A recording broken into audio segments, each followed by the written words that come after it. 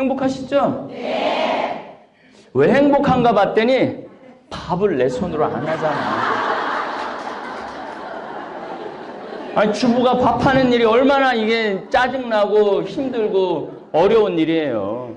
근데 어제 오후부터 쭉 들어오시는 거 보니까 밥을 무려 6끼를 안 하잖아. 얼마나 행복해, 주부가. 그리고 경치가 아름답죠? 예. 그래서 여러분들한테 이런 인생을 살아가면서 이런 보너스의 시간이 필요해요. 자기한테 잘해주는 시간이 필요해, 자기한테. 근데 우리는 자기한테 잘해주는 건 뭔가 어저께 성금요일도 지냈지만은 뭔가 미안한 것 같아. 자기한테 잘해주는 게 미안한 것 같아. 누구한테? 예수님한테. 나 혼자 이렇게 행복하면은 예수님한테 뭐 잘못하는 거 아닌가? 이거 남편한테 나도 맞고 살아야 되는 거 아닌가? 뭐 이런 생각을 하는 분들 혹시 계시면은 정신 차리세요. 예수님이 그렇게 십자가에 못 박혀 돌아가신 이유 중에 하나는 여러분들이 행복하라고 십자가에 못 박혀 돌아가신 거예요. 그래서 여러분들이 행복할수록 누가 행복하냐면 예수님이 행복한 거예요. 행복하려고 그러면은, 여러분들이 행복하려고 그러면은 남이 행복하게 해줄 때 행복하면 안 돼요. 이 세상에서 가장 어리석은 사람이 남이 행복하게 해줄 때 행복한 사람이 가장 어리석은 사람이에요. 자식이 효도할 때까지는 안 행복해. 그냥 자식이 효도할 때까지, 전까지는 불행하다가 효도하면 행복해. 남편이 잘해줄 때까지는 절대 내가 행복하면 안 돼. 남편이 잘해줄 때 그때서 난 반짝반짝 웃고 행복해야 돼. 그런 사람이 세상에서 제일 바보 같은 사람들이에요. 그냥 내가 행복하면 안 돼? 아들이 자식이 효도하지 않아도, 남편이 잘해주지 않아도 그냥 내가 행복하면 되지 않아? 그리고 언제까지 여러분들한테 잘해줘야 돼? 자식이 여러분들 죽을 때까지 잘해줘야 돼? 남편이 여러분들 죽을 때까지 잘해줘야 돼? 그거는 내가 보기에는 완전히 자아 존중감이 없는 사람들이에요. 나는 신자들이 잘해줄 때까지 기다리고 있다가 그때 난 행복하려고 마음 안 먹어. 그리고 교우들이 나한테 잘해줄 시간도 없어요. 왜냐면 난 본당 신부도 아니기 때문에 뭐 지속적으로 신부님 챙겨주는 교우들도 없고, 그래서 내가 내린 15년 동안 본당 신부를 안 하는데 내가 내린 결론 중에 하나는 그냥 내가 행복하자. 맛있는 거 먹으러 갈 때 그냥 누가 먹으면 돼? 내가 가서 사 먹으면 돼. 누구 돈으로? 내 돈으로. 그래서 여러분들 행복에는 거지 근성을 버려야 돼요. 행복에는 근데 나이를 먹을수록 거지 근성이 생겨. 나이를 먹을수록 자기 주머니에 돈 나가는 건 절대 이건 할 수 없는 일이야. 내 주머니에서 나이를 먹을수록 돈이 있어야 된다고 생각을 하고 돈을 써야 된다는 생각을 안 해요. 근데 여러분들 나이를 먹을수록 돈을 써야 돼요. 하여튼 쓸 수 있는 데까지는 쓰세요. 신부님 말대로 쓸 수 있는 데까지 다 썼는데 그때 돈 떨어지고 돈 생기는 것도 없으면 그때는 어떻게 해요? 그때는 내가 비법을 알려줬잖아. 그때는 집에 가만히 있어.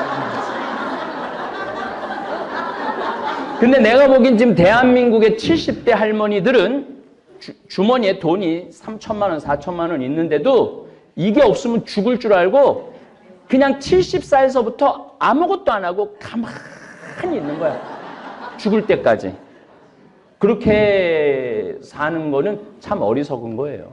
3천만 원 정도 되면은 70대 때 이스라엘 성지순례도 갔다 오고 멕시코 과달루페도 갔다 오고 뭐 내가 또 잠비아 뭐 한 달 피정하는데 거기도 갔다 오고 평창도 갔다 오고 내가 보기엔 그래도 10년 동안 바쁠 거야.